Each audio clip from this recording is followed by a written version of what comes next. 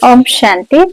28 अप्रैल 2025 के मुरली के महावाक्य हैं। आज के साकार मधुर मुरली के सार में मीठे मीठे प्यारे प्यारे श्री बाबा ने कहा, मीठे बच्चे तुम्हारा प्यार विनाशी शरीरों से नहीं होना चाहिए। एक विदेही से प्यार करो, देह को देखते हुए नहीं देखो। प्रश्न है, बुद्धि को स्वच्छ बनाने का पुरुषार्थ क्या है? स्वच्छ बुद्धि की निशानी क्या होगी? उत्तर में बाबा ने कहा, देही अभिमानी बनने से ही बुद्धि स्वच्छ बनती है।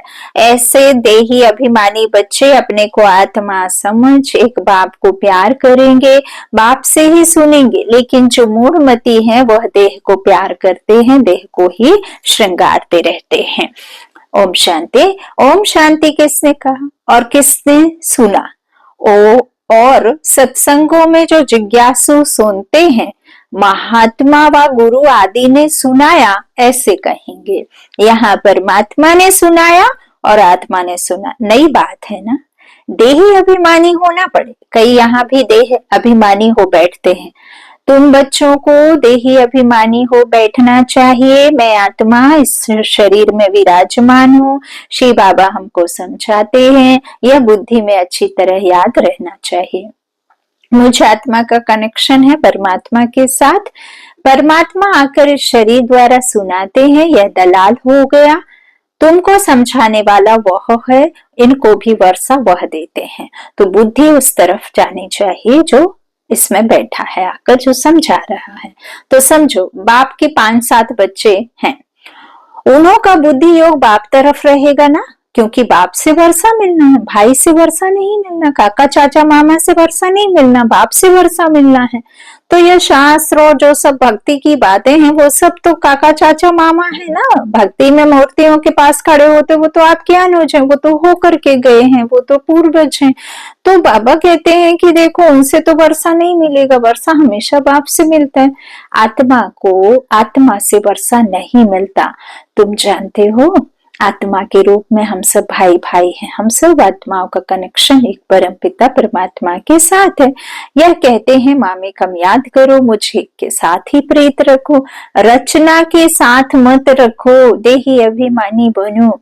मेरे सिवाय और कोई देहधारी को याद करते हो तो इसको कहा जाता है देह अभिमान। भले यह देहधारी तुम्हारे सामने है, परंतु तुम इनको देखो नहीं, इनको नहीं देखो। बुद्धि में याद उनकी रहनी चाहिए।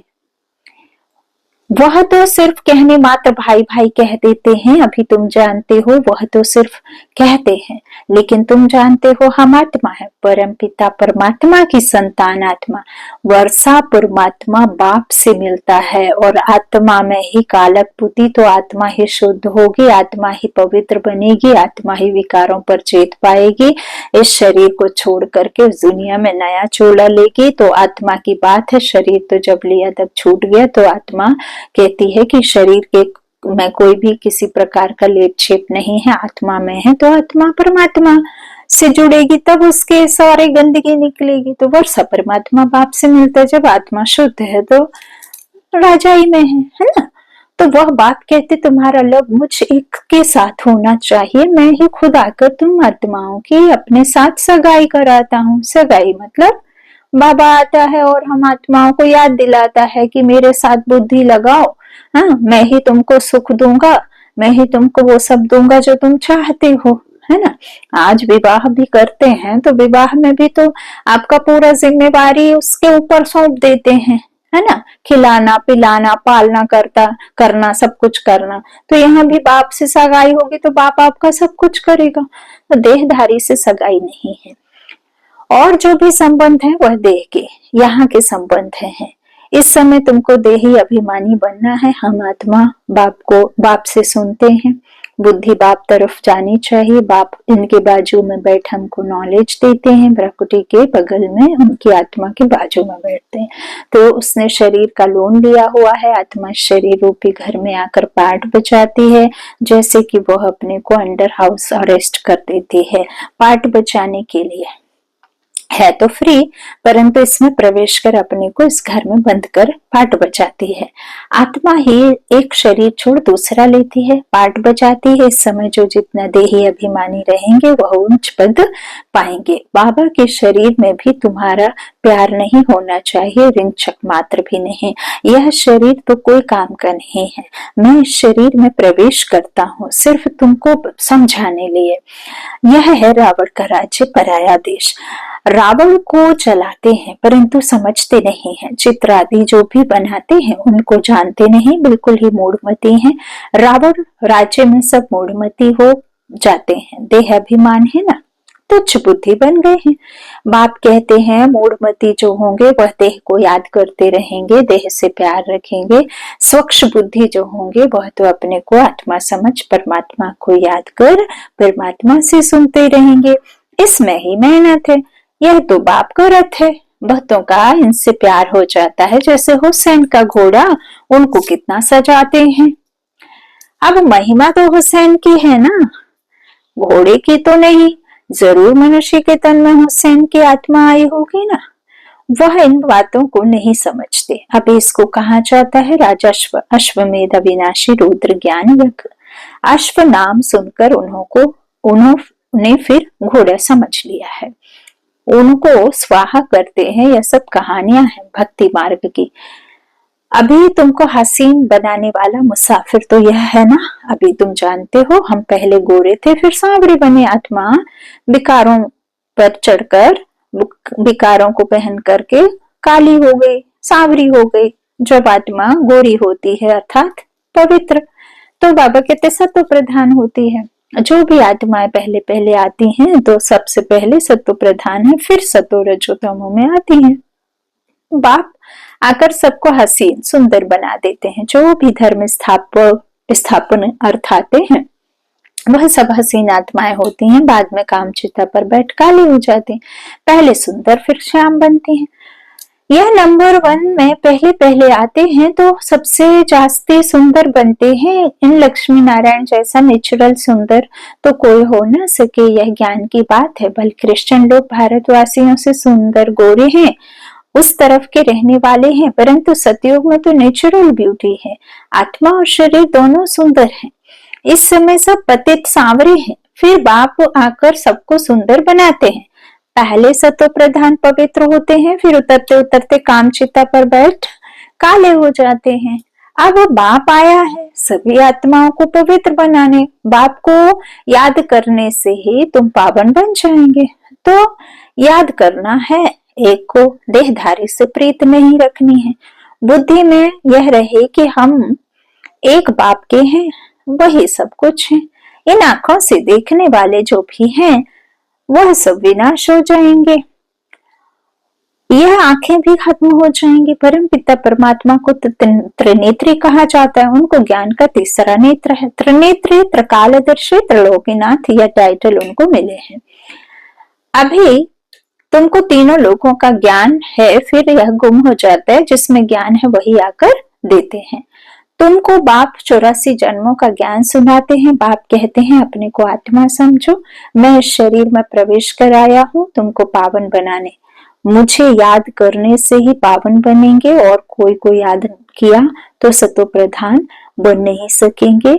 पाप कटेंगे नहीं तो कहेंगे विनाश काले विपरीत बुद्धि विनशंति। मनुष्य तो बहुत अंधश्रद्धा में है, देहधारियों में ही मोह रखते हैं। अब तुमको देही अभिमानी बनना है, एक में ही मोह रखना है, दूसरे कोई में मोह है तो गोया बाप से विपरीत बुद्धि है। बाप कितना समझाते हैं, मुझ बाप को याद करो, इसमें ही मेहनत है। तुम कहते भी हो हम पतितों को आकर पावन बनाओ, बाप ही पावन बनाते हैं। तुम बच्चों को 84 जन्मों की हिस्ट्री ज्योग्राफी बाप ही समझाते हैं, वह तो सहज है ना। बाकी याद की ही डिफिकल्ट सब्जेक्ट है। बाप के साथ योग रखने में कोई भी होशियार नहीं है। जो बच्चे याद में होशियार नहीं है वह जैसे पंडित हैं। ज्ञान में भल कितने भी होशियार हो, याद में नहीं रहते तो वह पंडित हैं। बाबा पंडित की एक कहानी सुनाते हैं ना, जिसको सुनाया वह तो परमात्मा को याद कर पार हो गया। पंडित का दृष्टांत भी तुम्हारे लिए है। बाप को तुम याद करो तो पार हो जाएंगे, सिर्फ मुरली में तीखे होंगे तो पार जा नहीं सकेंगे। याद के सिवाय विकर्म विनाश नहीं होंगे, यह सब दृष्टांत बनाए हैं। बाप बैठ यथार्थ रीति समझाते हैं, उनको निश्चय बैठ गया। एक ही बात पकड़ ली कि परमात्मा को याद करने से पार हो जाएंगे। सिर्फ ज्ञान होगा, योग नहीं, तो उच्च पद पा नहीं सकेंगे। ऐसे बहुत हैं, याद में नहीं रहते। मूल बात ही है याद की, बहुत अच्छी सर्विस करने वाले हैं, परंतु बुद्धि योग ठीक नहीं होगा तो फंस पड़ेंगे। योग वाला कभी देह अभिमान में नहीं फंसेगा, शुद्ध संकल्प नहीं आएंगे। याद में कच्चा होगा तो तूफान आएंगे। योग से कर्मेंद्रियां एकदम वश हो जाती हैं। बाप राइट और रॉन्ग को समझने की बुद्धि भी देते हैं। औरों की देह तरफ बुद्धि जाने से विपरीत बुद्धि विंशति हो जाएंगे। ज्ञान अलग है, योग अलग है। योग से हेल्थ, ज्ञान से वेल्थ मिलती है। योग से शरीर की आयु बढ़ती है। आत्मा तो बड़ी छोटी होती नहीं। आत्मा कहेगी मेरे शरीर की आयु बड़ी होती है, अभी आयु छोटी है, फिर आधा कल्प के लिए शरीर की आयु बड़ी हो जाएगी। हम तमो प्रधान से सतो प्रधान बन जाएंगे। आत्मा पवित्र बनती है। सारा मदार आत्मा को पवित्र बनाने पर है। पवित्र नहीं बनेंगे तो पद भी नहीं पाएंगे।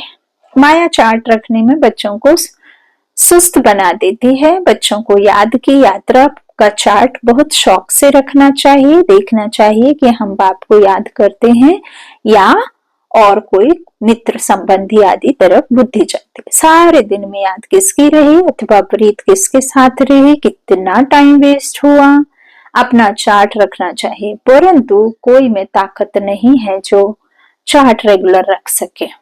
कोई बिरला रख सकते हैं, माया पूरा चार्ट रखने नहीं देती, एकदम सुस्त बना देती है, चुस्ती निकल जाती है। बाप कहते हैं माँ में कम याद करो, मैं तो सभी आशिकों का माशुक हूँ, तो माशुक को याद करना चाहिए ना। माशुक बाप कहते हैं तुमने आधा कल्प याद किया है, अब मैं कहता हूँ मुझे याद करो तो विकर्म विनाश हो जाए। ऐसा बाप जो सुख देने वाला है कितना याद करना चाहिए, और तो सब दुख देने वाले हैं, वह कोई काम आने वाले नहीं है। अंत समय परमात्मा बाप ही काम आता है। अंत का समय एक हद का होता है, एक बेहद का होता है। बाप समझाते हैं अच्छी रीति याद करते रहेंगे तो अकाली मृत्यु नहीं होगी, तुमको अमर बना देते हैं। पहले तो बाप के साथ प्रीत बुद्धि चाहिए। कोई के भी शरीर के साथ प्रीत होगी तो गिर पड़ेंगे, फेल हो जाएंगे, चंद्रवंशी में चले जाएंगे। स्वर्ग सतयुगी सूर्यवंशी राजाई को ही कहा जाता है, त्रेता को भी स्वर्ग नहीं कहेंगे, वो सेम ही सतयुग कहे गए, है ना। तो जैसे द्वापर और कलयुग है तो कलयुग को रौरव नरक कहेंगे, तमो प्रधान कहा जाता है। द्वापर को इतना नहीं कहेंगे। फिर तमो प्रधान से सतो प्रधान बनने लिए याद चाहिए। खुद भी समझते हैं हमारी फलाने से बहुत प्रीत है, उसके आधार बगैर हमारा कल्याण नहीं होगा। अब ऐसी हालत में अगर मर जाए तो क्या होगा। विनाश काले विपरीत बुद्धि विंशति, धूल छाई पद पा लेंगे। आजकल दुनिया में फैशन की भी बहुत बड़ी मुसीबत है। अपने पर आशिक करने के लिए शरीर को कितना टिप टॉप करते हैं। अब बाप कहते हैं बच्चे किसके भी नाम रूप में मत फंसो। लक्ष्मी नारायण की ड्रेस देखो कैसी रॉयल है, वह है ही शिवालय। इसको कहा जाता है वैश्यालय। इन देवताओं के आगे जाकर कहते हैं हम वैश्यालय के रहने वाले हैं। आजकल तो फैशन की ऐसी मुसीबत है, सबकी नजर चली जाती है, फिर पकड़कर भगा ले जाते हैं। सतयुग में तो कायदे से चलन होती है, वहां तो नेचुरल ब्यूटी है ना, अंधश्रद्धा की बात नहीं। यहाँ तो देखने से दिल लग जाती है, तो फिर और धर्म वालों से भी शादी कर लेते। अभी तुम्हारी है ईश्वरीय बुद्धि, पत्थर बुद्धि से पारस बुद्धि बाप के सिवाय कोई बना ना सके, वह है ही रावण सांप्रदाय। तुम अभी राम सांप्रदाय बने हो। पांडव और कौरव एक ही सांप्रदाय के थे, बाकी यादव हैं यूरोपवासी। गीता से कोई भी नहीं समझते कि यादव यूरोपवासी हैं। वह तो यादव संप्रदाय भी यहाँ कह देते हैं। बाप बैठ समझाते हैं, यादव हैं और उपासी, जिन्होंने अपने विनाश के लिए यह मुसल आदि बनाए हैं।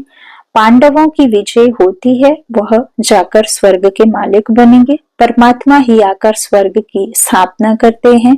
शास्त्रों में तो दिखाया है पांडव गल मरे, फिर क्या हुआ? कुछ भी समझ नहीं, पत्थर बुद्धि है ना। ड्रामा के राज को जरा भी कोई जानते ही नहीं। बाबा के पास बच्चे आते हैं, कहता हूँ भल जेवर जेवर आदि पहनो। कहते हैं बाबा यहाँ जेवर शोभते कहाँ हैं? पतित आत्मा पतित शरीर को जेवर कहाँ शोभेंगे?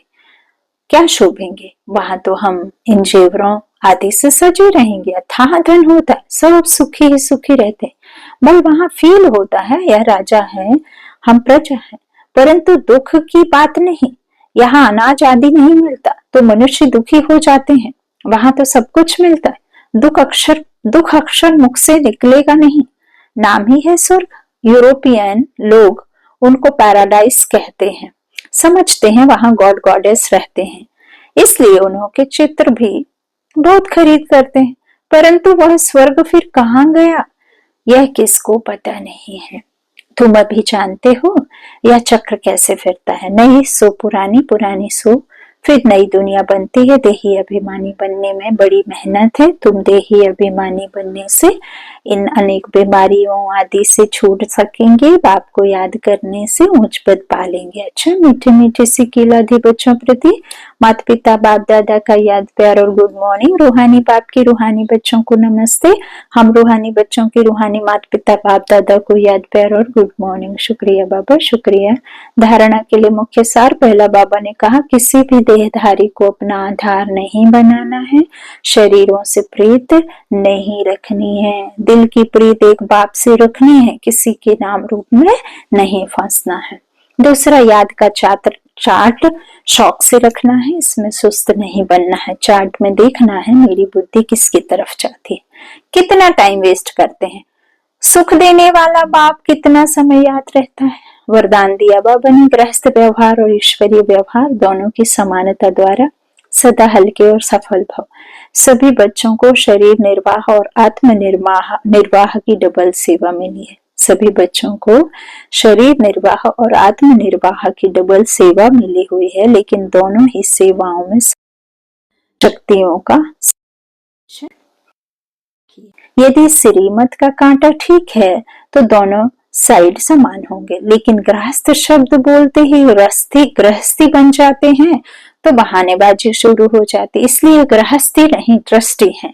इस स्मृति से गृहस्थ व्यवहार और ईश्वरीय व्यवहार दोनों में समानता रखो तो सदा हल्के और सफल रहेंगे।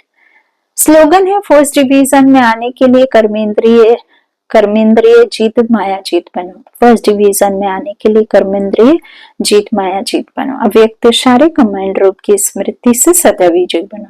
आपकी शिव शक्ति के कमांड रूप का यादगार सदा पूजा जाता है। शक्ति शिव से अलग नहीं, शिव शक्ति से अलग नहीं। ऐसे कंबाइंड रूप में रहो, इसी स्वरूप को ही सहज योगी कहा जाता है। योग लगाने वाले नहीं, लेकिन सदा कंबाइंड अर्थात साथ रहने वाले, जो वायदा है कि साथ रहेंगे, साथ जिएंगे, साथ चलेंगे, यह वायदा पक्का रखो, याद रखो। अच्छा, ओम शांति।